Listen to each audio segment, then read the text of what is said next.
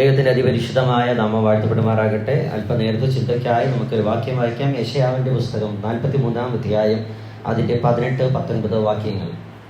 യെശയ്യാവിൻ്റെ പുസ്തകം 43-ാം അധ്യായം അതിൻ്റെ 18-19 വാക്യങ്ങൾ. മുൻപുള്ളവയെ നിങ്ങൾ ഓർക്കേണ്ട, പണ്ടുള്ളവയെ നിരൂപിക്കുകയും വേണ്ട. ഇതാ ഞാൻ പുതിയതൊന്ന് ചെയ്യുന്നു, അത് ഇപ്പോൾ ഉത്ഭവിക്കും. നിങ്ങൾ അത് അറിയുന്നില്ലയോ? അതെ, ഞാൻ മരുഭൂമിയിൽ ഒരു വഴിയും നിർജ്ജന പ്രദേശത്ത് നദികളും ഉണ്ടാക്കും. ആമേൻ. ഇന്ന് പകൽക്കാലം ഇതിനൊക്കെ തിരിക്കുന്ന എല്ലാ ദൈവജനത്തെ ഓർത്ത് ഞാൻ ദൈവത്തെ സ്തോത്രം ചെയ്യുന്നു. നമ്മൾ വായിച്ച ഭാഗത്തിനകത്ത് അവിടെ കാണുന്നത്, മുൻപേ ഉള്ളവയെ നിങ്ങൾ എന്ത് ചെയ്യരുത്? ഓർക്കേണ്ട. പണ്ടുള്ളവയെ എന്ത് ചെയ്യരുത്? നിരൂപിക്കുകയും വേണ്ട. ഇതാ ഞാൻ പുതിയതൊന്ന് ചെയ്യുന്നു, അത് ഇപ്പോൾ ഉത്ഭവിക്കും. നിങ്ങൾ അത് അറിയുന്നില്ലയോ? മതി. ഇതിനെ ഇംഗ്ലീഷ് ട്രാൻസ്ലേഷനിൽ കാണുന്നത്, stop dwelling on the past. Don't even remember these former things. I am doing something brand new, something unheard of എന്നാണ് എഴുതിയിരിക്കുന്നത്. എന്ന് വെച്ചാൽ എന്താ? നിങ്ങൾ മുൻപേ ഉള്ളതിൽ നിങ്ങൾ എന്ത് ചെയ്യരുത്? ജീവിച്ചു പോകരുത്. Don't dwelling on the past. നിങ്ങൾ എന്ത് ചെയ്യരുത്? പണ്ടുള്ളവയിൽ നിങ്ങൾ എന്ത് ചെയ്യരുത്? ജീവിക്കരുത്. മുൻപുള്ളവയെ നിങ്ങൾ എന്ത് ചെയ്യരുത്? ഓർക്കുകയും ചെയ്യരുത്. Don't even remember that. നിങ്ങളുടെ പാസ്റ്റ്, നിങ്ങളുടെ മുൻപുണ്ടായിരുന്ന ആ കാലത്തെ നിങ്ങൾ എന്ത് ചെയ്യരുത്? ഓർക്കരുത്. പണ്ടുള്ളവയിൽ നിങ്ങൾ എന്ത് ചെയ്യരുത്?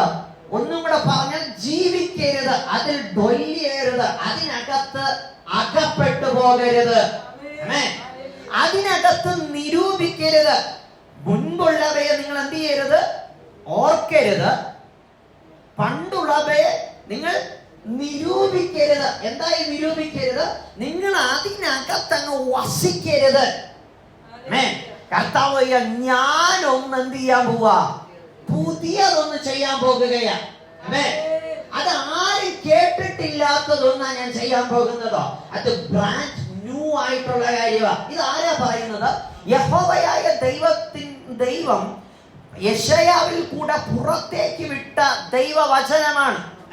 അങ്ങനെയാണെങ്കിൽ യഹോവയായ ദൈവം ഭൂമിയോടുള്ള ബന്ധത്തിനകത്ത് പറയുകയാ, ഞാൻ ഭൂമിക്കകത്ത് ഇന്നലെ വരെകളിൽ ചെയ്തതിനേക്കാൾ പുതിയതൊന്ന് ഞാൻ നിനക്ക് വേണ്ടി ചെയ്യാൻ പോകുകയാ. നീ അതിൽ എന്ത് ചെയ്യരുത്? പണ്ടുള്ളവയെ പോലെ നിങ്ങൾ എന്ത് ചെയ്യരുത്? നിരൂപിക്കരുത്.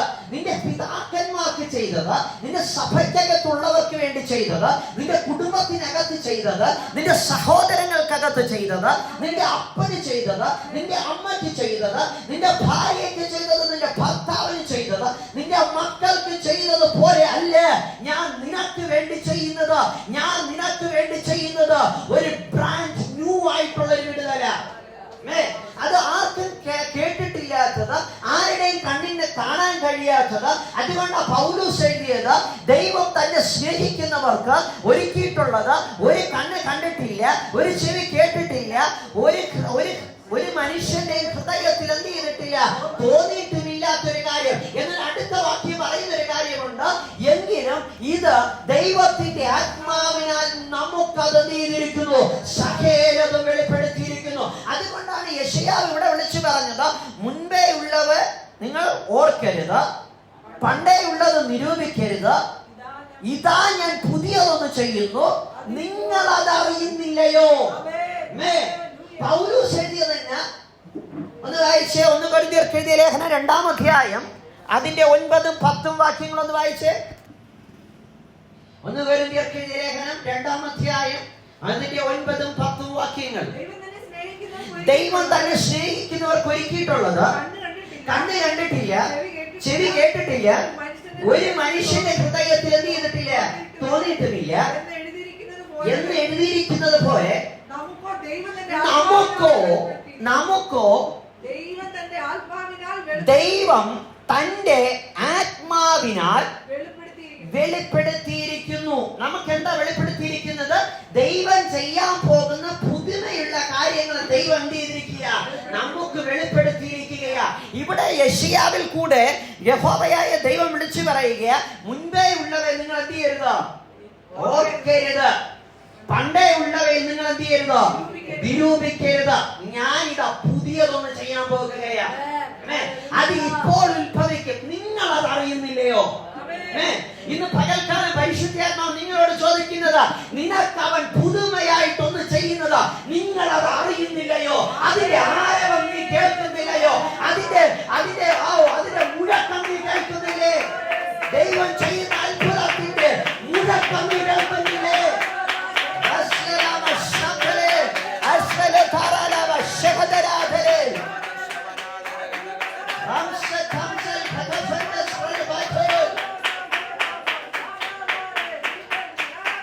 അവൻ ചെയ്യാൻ പോകുന്ന അത്ഭുതത്തിന്റെ ആരവം നീ കേൾക്കുന്നില്ലേ? യേശു കർത്താവ് ഈ ലോകത്തിനകത്ത് ജഡ അവതാരമെടുത്ത് ഇതിനകത്ത് നടന്നു നീങ്ങുന്ന സമയത്ത് ഒരു ആരവം കേട്ടു. ആരവം കേട്ടത്? കുരുടന്മാരായ ഭിക്ഷയാചിച്ചു കൊണ്ടിരിക്കുന്ന ചിലര് ആരവം കേൾക്കുകയാ. ആരവം കേട്ടവർ എഴുന്നേറ്റ് നിന്നിട്ട് അവിടെ നിന്ന് വിളിക്കുന്നു, ദാവീദ് പുത്ര, ഞങ്ങളോട് എന്ത് ചെയ്യണം? കരുണയുണ്ടാകണം. എന്റെ ജീവിതത്തിൽ ഇന്നലെ വരെ ഇല്ലാത്തൊരു പുതുമയുണ്ടാക്കാൻ കഴിവുള്ളവനെ അതാ പോകുന്നത്. ആരവം അവൻ കേട്ടത്. അവൻ മടിച്ചു നിന്നില്ല. അവൻ വിളിക്കാൻ തുടങ്ങി, ദാവീദ് പുത്ര, എന്നോട് കരുണയുണ്ടാകണമേ. നമ്മൾ ആരവം കേൾക്കാറുണ്ടോ? അതിനപ്പുറത്ത് എന്ത് ചെയ്യത്തില്ല?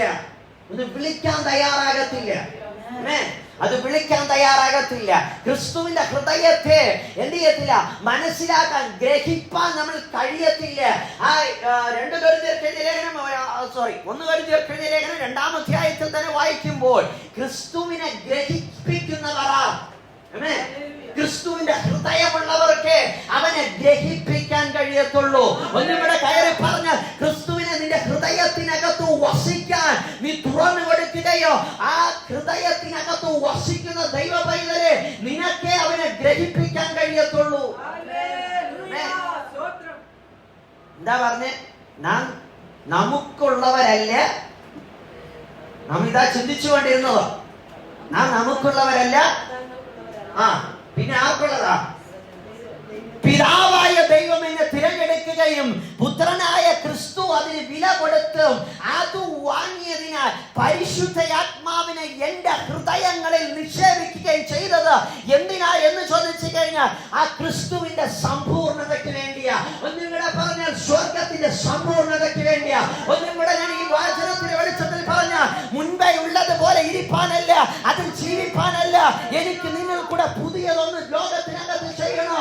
അതിന്റെ സ്വർഗത്തിനകത്ത് ഒരു സമ്പൂർണതയ്ക്ക് വേണ്ടിയിട്ടാ.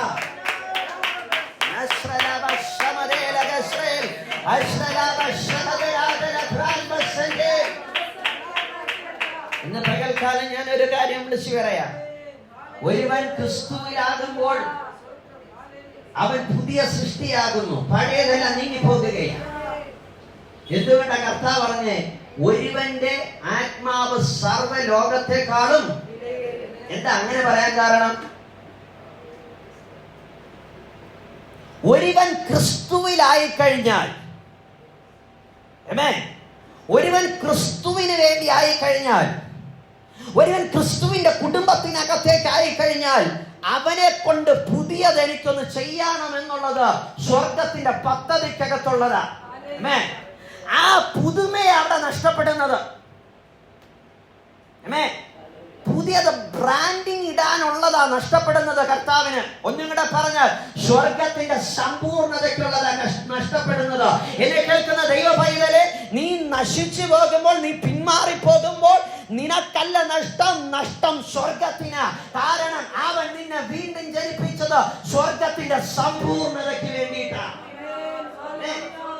ഇന്ന് പകൽക്കാലം ഞാൻ ഇത് പറയുമ്പോഴത്തേക്ക് ഒരു കാര്യം കൊണ്ട് ഞാൻ വിളിച്ചു പറയട്ടെ.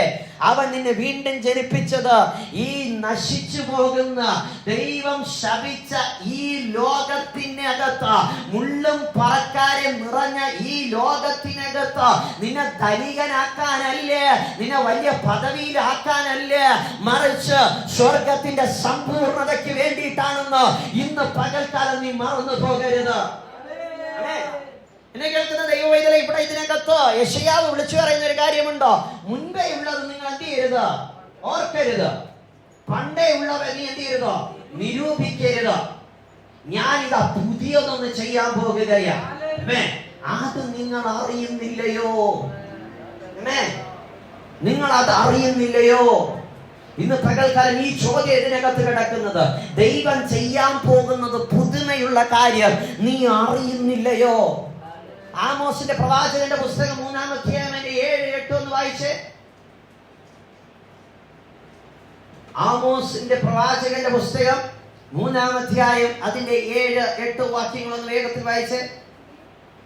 യഹോവയായ പ്രവാചകന്മാരായ തന്റെ ദാസന്മാർക്ക്, യഹോവയായ കർത്താവ് പ്രവാചകന്മാരായ തന്റെ ദാസന്മാർക്ക് തന്റെ രഹസ്യം വെളിപ്പെടുത്താതെ ഒരു കാര്യവും ചെയ്യുകയില്ല.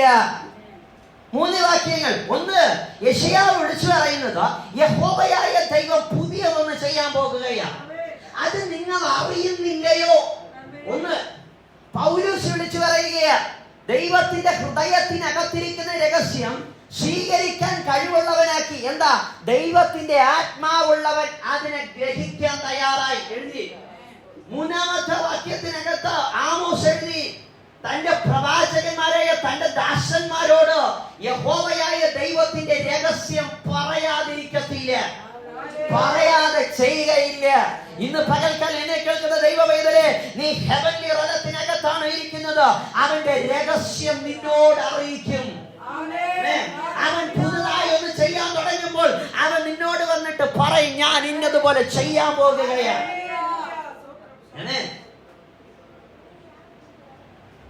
ഇസ്രായേൽ മക്കൾ മിസ്രൈമിനകത്ത് അടിമനുഖമായിട്ട് കടന്നുപോയി, അതിന് അടിമയായിട്ട് അകപ്പെട്ടു. അതിനകത്തുനിന്ന് ദൈവം അവരെ പുറത്തു കൊണ്ടുവന്നു.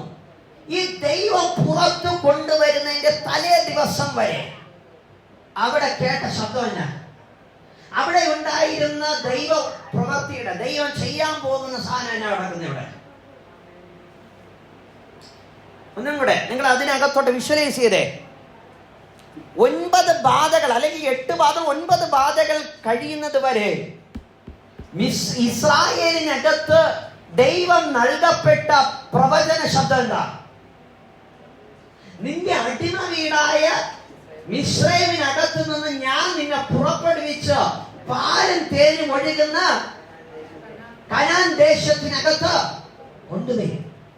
എന്നാൽ ഈ 9-ാമത്തത് കഴിഞ്ഞ് 10-ാമത്തത് വരുന്നതിനകത്തുള്ള ഗ്യാപ്പിനകത്ത് കർത്താവ് ചിലത് പുതുമയായിട്ട് ചെയ്യാൻ പുറത്തെടുക്കുകയാണ്. മോശയെ വിളിച്ച് മാറ്റി നിർത്തിയിട്ട് പറയുകയാ, നീ പോയി ജനത്തിനോട് പറയേണ്ടത്, ഇന്ന് കണ്ട മിസ്രൈമിനെ നീ ഒരു നാളും കാണത്തില്ല. പുതുമയായിട്ടൊന്നും ഞാൻ ചെയ്യാൻ പോകുകയാ. കഴിഞ്ഞ സംഹാരത്തെ അല്ല അവിടെ പറയുന്നത്. മോശയെ വിളിച്ചു നിർത്തിയിട്ട് പറയാ, ഇന്ന് കണ്ട മിസ്രൈമിനെ നീ എന്ത് ചെയ്യത്തില്ല, ഒരു നാളും കാണത്തില്ല. മുമ്പുള്ളവരെ നീ എന്ത് ചെയ്യരുത്, ഓർക്കണ്ട. നിന്റെ അടിമ വീടായ മിസ്രൈം നീ ഓർക്കണ്ട. നീ കേട്ടിരിക്കുന്ന അല്ലെങ്കിൽ നീ കേട്ടിരിക്കുന്ന ദൈവം യുദ്ധം ചെയ്യും, അതും നീ നിരൂപിക്കണ്ട. ഞാനിതാ പുതിയതൊന്നും ചെയ്യാൻ പോകുകയാ. അത് മിസ്രൈമിനെ, ഇന്നലെ വരെ നീ കണ്ടുകൊണ്ടിരുന്ന മിസ്രൈമിനെ നീ ഇനി ഒരു നാളും കാണത്തില്ല. എന്താ സംഭവിച്ചേ? ചെങ്കടലിന്റെ മുന്നിലേക്ക് ചെന്ന് നിൽക്കുന്ന ആ ഇസ്രായേൽ മക്കളുടെ അകത്ത് ഇതില്ല. കേട്ടതാരാ? മോശയാ കേട്ടത്. രഹസ്യം പറഞ്ഞത് ആരോടാ? മോശയോടാ. മോശ പറയുക, ഇതിനകത്ത് ദൈവം എന്തോ ഒന്ന് പുതിയത് ചെയ്യാൻ പോകുകയാ. ആ പുതുമയ്ക്കകത്തുള്ളത് എന്നാന്നറിയാമോ? ഇന്നലെ വരെ കണ്ടിരുന്ന മിസ്രൈമിനെ ഞാൻ ഒരു നാളും കാണത്തില്ല. ഞാൻ പുതുമ എന്താ? ഇന്നലെ വരെ കണ്ടുകൊണ്ടിരുന്ന മിസ്രൈമിനെ ഞാൻ ഇനി ഒരു നാൾ എന്ത് ചെയ്യത്തില്ല, കാണത്തില്ല. പക്ഷെ വഴി എനിക്കറിയത്തില്ല. പക്ഷെ ദൈവത്തിന്റെ രഹസ്യം എനിക്കറിയാം. അവൻ പുതുമയായിട്ട് എന്തെങ്കിലും ചെയ്യുമെന്ന് പറഞ്ഞ് മോശ കേട്ടവൻ ആ രഹസ്യത്തെ പിടിച്ച് മുന്നിലേക്ക് പോയി. അവിടെ ചെന്നപ്പോൾ യഹോവയായ ദൈവം പറയുക, നിന്റെ വടി ഒന്ന് നീട്ടിക്കേ. ഇന്നലെ വരകളിൽ ഭൂമിക്കകത്ത് ഇല്ലാത്ത ഒരു പ്രവൃത്തി ദൈവം അവിടെ ചെയ്യുകയാ. ബ്രാൻഡ് ചെയ്യുകയാ. കടലിനെ രണ്ടാക്കി മാറ്റുകയാ. ഇന്നലെ വരകളിൽ കേട്ട് കേൾവി പോലും ഇല്ലാതെ ചിന്തിക്കാൻ പോലും കഴിയാത്ത സാഹചര്യത്തിനകത്ത്, വെള്ളത്തിനകത്ത് അവൻ പുതിയ ഒരു വഴി ഉണ്ടാക്കുകയാ. എല്ലാവർക്കും മരുഭൂമിക്കകത്ത് വഴി എങ്ങനെയെങ്കിലും ഒക്കെ സൃഷ്ടിക്കാന്ന് പറയാം. പക്ഷേ ഇതിനകത്തുണ്ടല്ലോ, വെള്ളത്തിനകത്തോടെ അവൻ വഴി ഉണ്ടാക്കിയിരുന്നു. ഇന്നലെ വരെ ഇല്ലാതെ അവൻ ബ്രാൻഡ് ന്യൂ ആയിട്ട് സ്വർഗരാജ്യത്തിനകത്ത് ഒന്നിന് പോലും എനിക്ക് എന്നെ തടയാൻ കഴിയത്തില്ലെന്ന് അത് സാക്ഷ്യപ്പെടുത്തുന്ന ഒരു വിടുതൽ അവിടെ ഇടുകയാണ്. മാത്രമല്ല, ജനം കടന്നു. അതിന്റെ വെതറയിൽ ആരാ കടന്നേ? മിസ്രൈമും കടക്കാൻ ശ്രമിച്ചു എന്നാണ് എഴുതിയിരിക്കുന്നത്. അവൻ അതിനകത്തോടെ നടന്നു നീങ്ങുമ്പോൾ ഇന്നലെ കേട്ട രഹസ്യം അവിടെ കിടക്കുക. മോശെ, നിന്റെ വടി തിരിച്ചൊന്ന് ഇടിയിട്ടിക്കേ. ഇന്നലെ കണ്ട മിസ്രൈമിന് നീ ഒരു നാളും കാണത്തില്ല. നീ മുൻപേ ഉള്ളത് എന്ത് ചെയ്യരുത്, ഓർക്കരുത്. പണ്ടേ ഉള്ളത് നിരൂപിക്കരുത്. ഇതാണ് ഞാൻ നിനക്ക് പുതിയതൊന്ന് ചെയ്യുകയാ. ചെങ്കടൽ കടന്ന് ആ ദൈവജനത്തോടും അവരോടും ദൈവാത്മാവ് പറയുന്നത് എന്താ പറയുന്നത്? മുൻപേ ഉള്ളത് നിങ്ങൾ എന്ത് ചെയ്യരുത്, ഓർക്കരുത്. പണ്ടേയുള്ളതിൽ നീ നിരൂപിക്കരുത്. ഞാൻ പുതിയതൊന്ന് ചെയ്യാൻ പോകുകയാണ്. ജനം യെരിഹോ മതിലിനടുത്തേക്ക് വന്നു. കർത്താവ് പറയുക, മുൻപേ ഉള്ളത് നീ നിരൂപിക്കരുത്.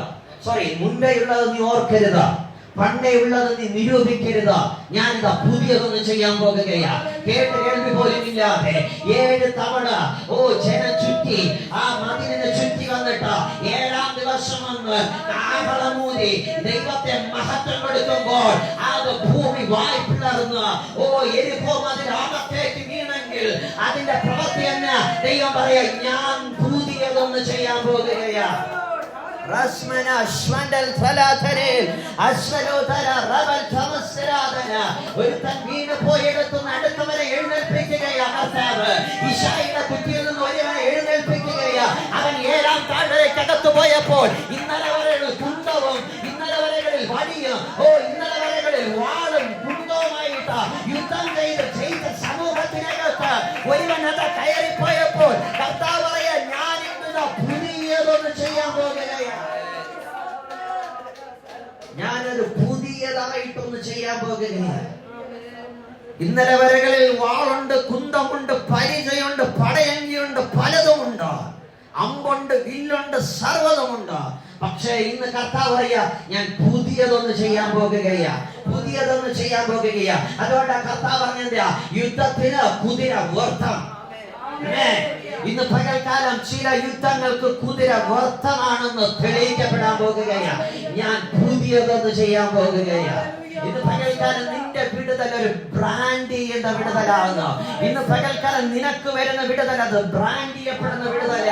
അത് വേറെ ആർക്കും പറയാൻ പറ്റാത്തത്, വേറെ ആർക്കും അതിനെ എക്സ്പ്ലെയിൻ ചെയ്യാൻ പറ്റാത്തത്. ഇന്ന് പകൽക്കാലം ഞാനൊരു കാര്യം പറയട്ടെ, വേദപുസ്തകത്തിനകത്ത് പോലും നിനക്ക് അതിനൊരു ഉദാഹരണം പറയാൻ കാണത്തില്ല. നിനക്ക് വരുന്ന വിടുതലുണ്ടല്ലോ, അത് ദൈവം നിനക്ക് വേണ്ടി പുതുതായി തുറക്കുന്നത്, അത് നിനക്കായി കൈമാറുന്നതുമായ വിടുതൽ.